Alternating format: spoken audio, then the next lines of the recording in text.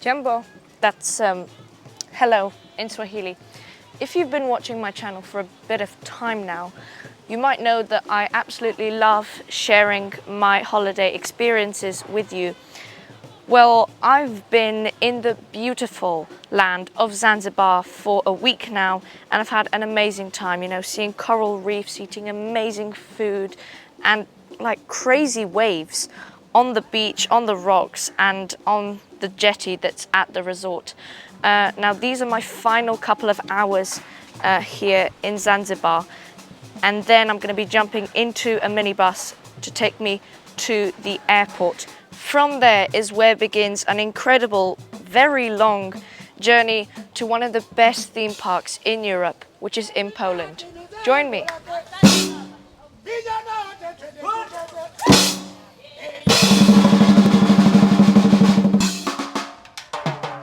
It was only a matter of time before all the Polish people on our organised trip started boarding the minibuses.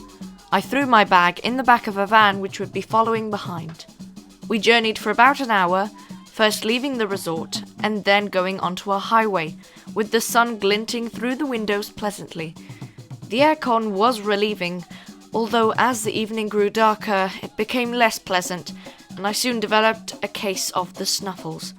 We had a toilet break in the forest. Of course, I didn't join, and then I discovered that I could spread out across the seats, which was very useful as I needed a little bit of sleep. I'm going to whisper because it's a silent bus. It's now 6:30 in Zanzibar, which means that we have officially reached hour 1 of the journey.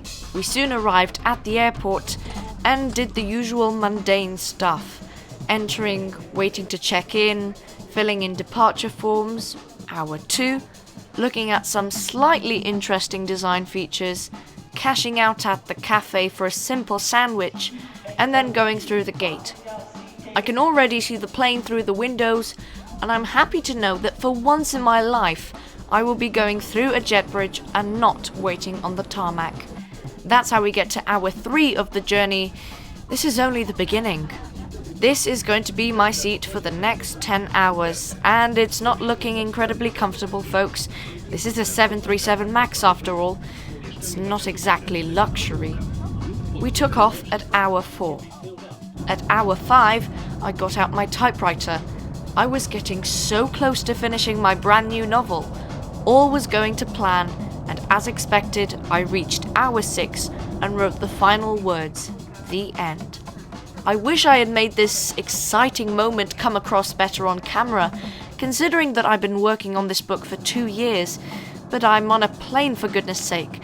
All I can do is share the news with the neighbouring passenger, who was very nice, by the way. A long conversation with her took me to hour 7, at which point I started binge-watching a series on Apple TV+. Yes, there are no screens whatsoever on this plane. It's a charter from TUI. We landed at Hurghada Airport, where we will be waiting for an hour while the plane is refueled. Flying on such a small plane has its downsides, but of course, it is interesting to watch an entire crew of staff come and fill up your plane with food. I also got to download my GoPro footage from the holidays. Hour 8, we take off. Hour 9, it's time to sleep, but as you might expect, I did not get any sleep on the flight. You can already see I'm very tired, but we'll make it through. Hour 10. Hour 11. There is an incredible, colourful light on the horizon. The sun will be ascending soon. And when combined with some good music, it was one of those moments when life hits different. Hour 12. Just look at that sunrise. Everyone's still asleep though, and when I say everyone, I mean it. I think I must have been the only person still awake and witnessing these beautiful sights. It was amazing. Hour 13 and I ordered myself a hot chocolate. It's bright now. Hour 14, I tried playing Mini Metro, but the second I opened the app, they told me to put my laptop away. We're starting our descent soon. You can already see the western Polish countryside down below, and our pilot buttered the landing at hour 15. Off the plane, onto the bus, through the border guard, and finally about to arrive at baggage reclaim. Alright, back to the camera. Here's where the video properly starts, as we're soon getting on the first train of the day. Now the baggage reclaim tape is taking a ridiculously long amount of time, so I figured now would be a good time to describe to you our entire journey. So we're starting here at the airport. We're catching a train, which is the SKM S2 train. It's a local train that's taking us to Warszawa Zachodnia, where we were last week when we were on the trip to Zanzibar, and we're going to be catching an intercity train from there to Krakow, to the main station in that city, and then we're going to catch another local train, which is called the SK-A2. I have to say, this seat fabric pattern is very nice. I think it's got some kind of monuments, some landmarks of the local area. It's very nice. It's like red and black, but it's got lots of illustrations in it. I have never seen anything quite like this before.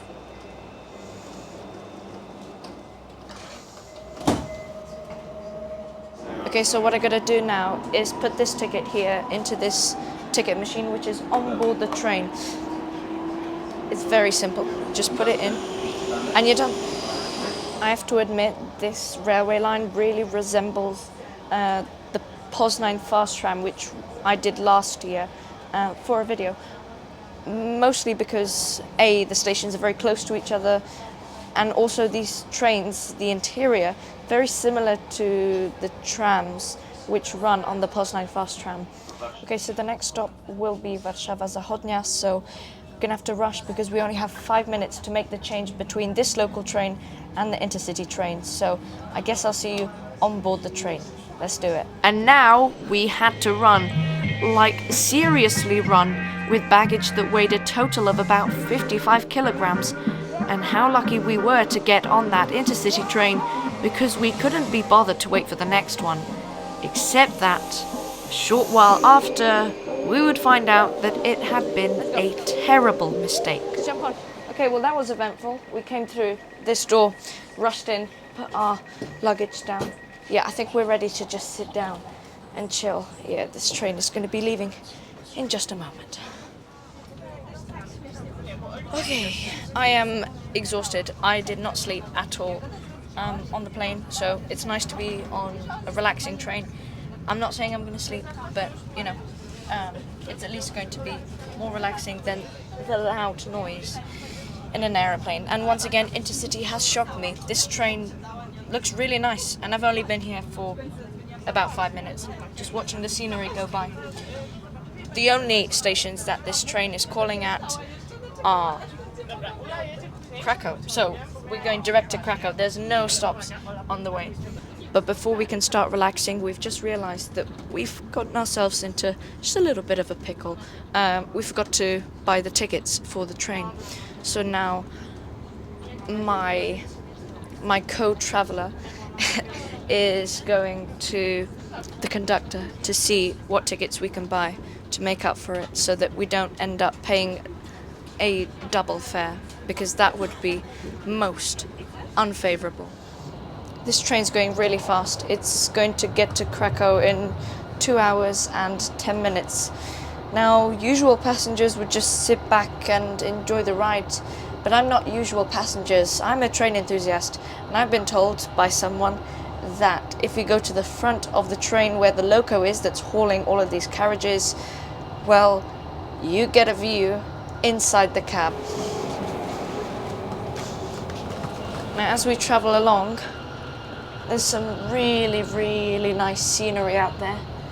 There's a lot of forests. It's like forests are very Polish. There's something about forests that are very iconically Polish. There's very tall trees, very tall, thin trees. Here's the first meal I've had in a very long while. It doesn't get better than Polish dumplings. This is what will ensure that I persevere till the end of the day. And we soon arrived at Krakow main station, arriving at hour 18. We stayed there for quite a while, waiting for our train, but used the time to grab some groceries. This is our train. Let's go catch it.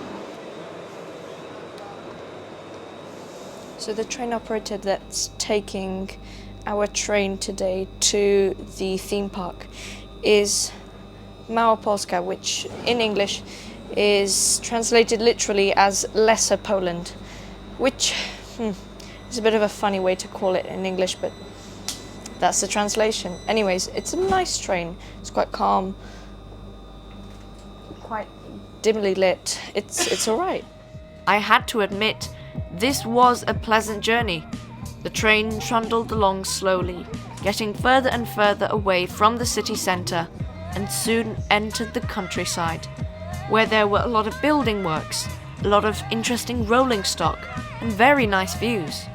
So this is actually really funny. The train is going incredibly slowly the entire time, 38 kilometers an hour. 38 kilometers an hour to be precise, according to this board, which isn't showing it right now. I have my own opinion because I've seen towns where trains pass through at level crossings and on lines, and they make an awful lot of noise. But when I see that this train is going incredibly slowly, I think it will benefit not the passengers, of course, who are trying to get to places on time, but the local people who don't have to listen to that awful noise of trains going past. Instead, it's very calmly progressing along the line and not disturbing too many people. So apparently I am now officially a conductor. That is my new occupation. I am no longer a train YouTuber and author. I'm now a conductor. So you must listen to me, and I'm going to check your tickets. Następna postój na stacji. Next station, Zator. Okay, so that's the final station before our destination. So grab my bags so that I'm ready to leave at our final stop.